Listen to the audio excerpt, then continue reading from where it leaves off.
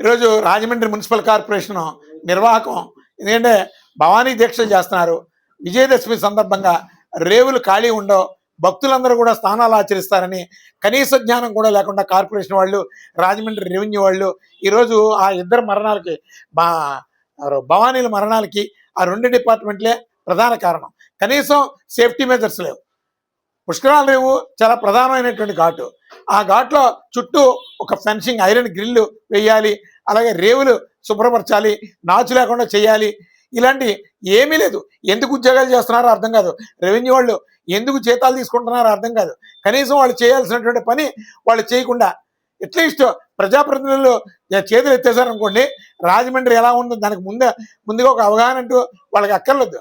అలాగే శివరాత్రి వచ్చినా, అలాగే విజయదశమి సందర్భంగా, అలాగే భక్తులు అయ్యప్ప దీక్షలు జరుగుతున్న ఇలాంటి ప్రధానమైనటువంటి రోజుల్లో రేవులను శుభ్రం చేసుకోవాలి అనేటువంటి కనీస జ్ఞానం లేకుండా ప్రభుత్వ యంత్రాంగం ఈరోజు చోద్యం చూస్తుందంటే ఎంత అవమానం.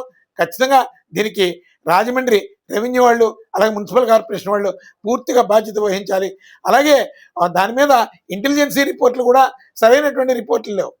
ఇప్పుడు ఒక హిస్టారికల్ డేస్ వస్తాయి, విజయదశమి వస్తుంది, ఇంతమంది భక్తులు వస్తారు, దానికి ఒక రిపోర్ట్ ఉండాలి కదా, స్పెషల్ రిపోర్ట్లు. దాని ప్రకారం ఘాట్లని, సేఫ్టీ మెజర్స్ని ఏర్పాట్లు చేయాలి కదా. అలాగే సీసీ కెమెరాలు పనిచేస్తున్నాయో లేదో తెలియదు.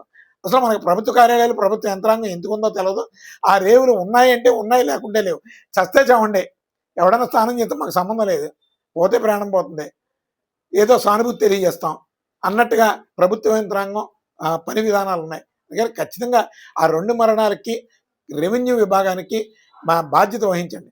బాధ్యత వహించి ఖచ్చితంగా ఆ నిర్లక్ష్యానికి వాళ్ళ మీద క్రిమినల్ కేసులు కట్టి ప్రాసిక్యూట్ చేయాలని రాష్ట్రీయ ప్రజా కాంగ్రెస్ పార్టీ నుంచి డిమాండ్ చేస్తాం.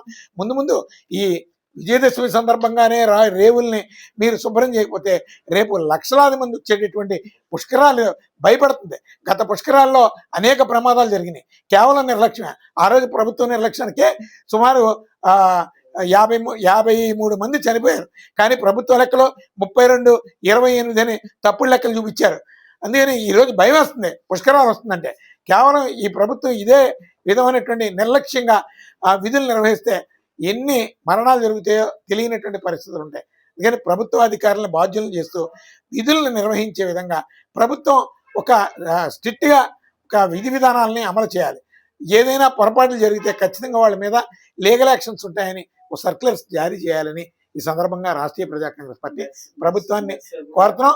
అలాగే పుష్కరాల రేవులోనే కాదు, కోట్లింగాల రేవుల్లోని, అలాగే ప్రధానమైన గౌతమి ఘాట్లలోని, అలా ప్రధానమైన ఘాట్లలో ఈ భక్తులు వచ్చేటటువంటి ప్రధాన ఆ గేట్లని ఐడెంటిఫై చేసి చుట్టూ ఐరన్ గ్రిల్స్ వేయండి.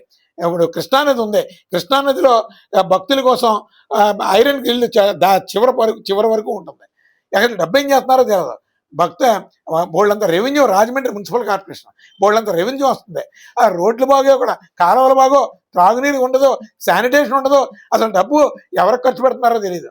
ఈ అవినీతి కోపంగా మారిపోయినటువంటి మున్సిపల్ కార్పొరేషన్ కావచ్చు, అలాగే రెవెన్యూ యంత్రాంగం కావచ్చు, వీళ్ళు బాధ్యతారహితంగా ఇక్కడ విధులు నిర్వహిస్తున్నారు. అసలు వీళ్ళందరినీ టోటల్గా ముందు ఇక్కడి నుంచి మార్చి కొత్త వాళ్ళని, రెస్పాన్సిబిలిటీ ఉన్నటువంటి గవర్నమెంట్ అఫీషియల్స్ని రాజమండ్రి ప్రభుత్వ కార్యాలయాల్లో విధులు నిర్వహించే విధంగా ప్రభుత్వం దృష్టి సారించాలని రాష్ట్రీయ ప్రజా కాంగ్రెస్ పార్టీ విజ్ఞప్తి చేస్తుంది.